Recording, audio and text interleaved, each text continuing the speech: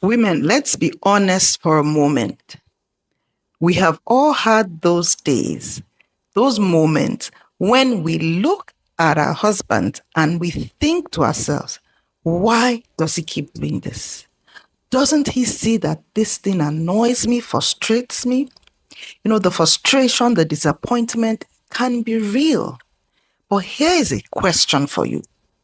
Now, what if the source of that frustration isn't just his behavior, but it's something deeper within us? Now, I'm not here to point fingers or to blame or to say that men are flawless, not even close. This video is not about blame. It's about becoming more aware. It's about becoming more empowered, because real growth, the kind that changes relationship, it starts on the inside. Now, if you're willing to look inward with me, I promise what you will find may surprise you, and it might change everything. So stay with me on this one, and you will be glad that you did.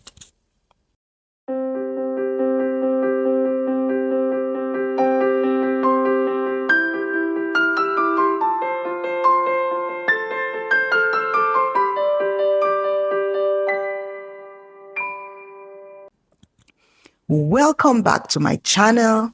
Today's topic is quite a prickly one, but it's also interesting. And I tell you, it's very necessary, because it's important that we as women tell ourselves the truth every now and then. Now, the truth is, ladies, we don't talk about this enough. And there are things that we do in our marriages that not only unintentionally pushes our husbands away, but it also causes them to become resistant. Again, I say, this video is not about blaming, but I am here to tell you for free that when we stop certain behaviors as women, we create space for real love, for respect and connection. I agree, marriage is a two-way street. But today I want to share some things that I have learned, sometimes the hard way, about what we as wives can stop doing to create a happier, healthier connection. Men are not emotionally clueless, as we sometimes want to believe. They just think and process differently. And if we as wives constantly approach our marriages from frustration or silent expectations, we will end up hurting the very connection we want to protect. So let's talk about what we as wives need to stop doing to our men. These are things that once we stop doing them, I guarantee you it will equate to building stronger and happier marriages. Let's get into it. Now, the first thing I want to talk about is stop trying to control or fix him. You know how many of us fall into the trap of thinking, if he just did things my way, everything would be better. Nothing could be further from the truth. Because the truth is, men don't respond well to feeling micromanaged. And whether it's how he loads the dishwasher, how he drives the car, or how he parents your children, constantly correcting your husband can make him feel disrespected. Instead of instructing, try trusting him to handle things his own way, as long as it is not harmful. You might be surprised at how much more willing he will be to contribute when he doesn't feel constantly criticized. The second thing that we need to stop doing is we need to stop expecting him to think like a woman, because he is not. We get frustrated when our husbands don't react the way we would. But here's the thing, men and women are wired differently. He might not notice subtle hints. Remember, every date or express emotions the same way that you do, that doesn't mean that he doesn't care. It just means that he shows it differently. He understands differently as well. So instead of assuming the worst, try appreciating his own unique way of showing you love. The third thing we need to stop doing as wives is to stop mothering our husbands. It's very easy for women to slip into mom mode, reminding him of his appointments, picking up after him, scolding him sometimes like a child. But here's the problem. Men don't marry to gain another mother. They marry for a partner. And if we treat our husband like a child, he'll either resent it or he will lean into that role and we will become more exhausted because he will leave everything for you to be doing as a wife. So it's important that we step back and let him be a responsible adult, even if he stumbles at times. Number 4 thing that we must stop doing is stop dismissing your husband's opinion. Do you ever catch yourself thinking that's a silly idea or he doesn't get it? You see, the thing is that when we act like our perspective is superior, it creates distance. Marriage is about teamwork, valuing each other's input even when we don't agree. And so next time he shares an opinion, pause and really listen to it.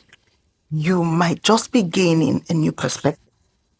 The 5th thing we must stop doing as wives is stop expecting him to mind read. When we think that, if he loved me, he would know what I need or what I'm feeling or what I'm going through. But here's the truth. Men are not mind readers.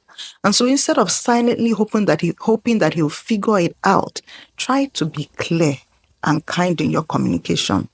Say what you are feeling because he might not really know. So instead of waiting for him to guess, learn to express what you're feeling. The 6th thing we must stop doing is to stop weaponizing sex. Withholding intimacy to punish him or to get your way creates resentment and disconnection. Because sex is a vital part of marriage. It's not just physical, but it's emotional bonding. So if there's an issue, talk about it openly instead of using intimacy as a leverage or bargaining chip. The 7th thing that we must stop doing is to stop venting about him to everybody. It's very tempting to complain to our friends, to our families when we're upset, and even sometimes to his own friends. But constantly hearing grievances can poison how other people see your spouse, and it can also affect how you see him. So if you need advice, choose a trusted, fair-minded person or a counselor, and then also learn how to talk to him directly. Now, the 8th thing that we must stop doing is stop keeping score. Marriage is not 50-50, it's 100-100. Now, if you're constantly tallying who is doing more chores, who is more organized, who apologized last, who is doing more, you are going to feel unappreciated, and so will he. So focus on giving freely and not keeping score. The 9th thing is stop neglecting yourself. Wives, stop neglecting yourself. Be a happy wife. A happy wife will make a happy marriage. Now, if you're pouring everything into him and your children and you're neglecting your own joy, you will become resentful. You must take responsibility for your friendships, for your hobbies, and for self-care, because a better you will make a better partner. Find out that at the end of the day, it takes 2 to build a thriving marriage, but real change will begin when you as a woman or as a wife take responsibility for your own part. When you lead with self-awareness, with respect and intentionality, something powerful begins to happen. Peace grows, intimacy deepens, and both of you will begin to feel seen and valued. Now, women, ladies, wives, this kind of shift starts with us as much as it starts with them. But you only have responsibility and control over yourself. So here's a challenge for you. Pick one small thing that you can do differently this week. Is it a shift in tone? Is it a pause before reacting? Is it giving a bit more grace? You will find out that small changes create big momentum in your marriage. They really, really do. Now, if this message spoke to you, like this video, share it with someone who needs to hear it, drop a comment below. My question for the week: what's one habit that you have to unlearn in your relationship? Or what's one thing that you will try doing differently starting from today. Let's learn from each other. Let's grow together. Put it in the comment section. Share with me. And if you're ready to go deeper, don't forget to check out my online course in the description. I created it to help women just like you find peace, clarity, and connection in their marriages. Thank you so much for watching. Make sure to check out my other videos and see you in the next one. God bless you and bye.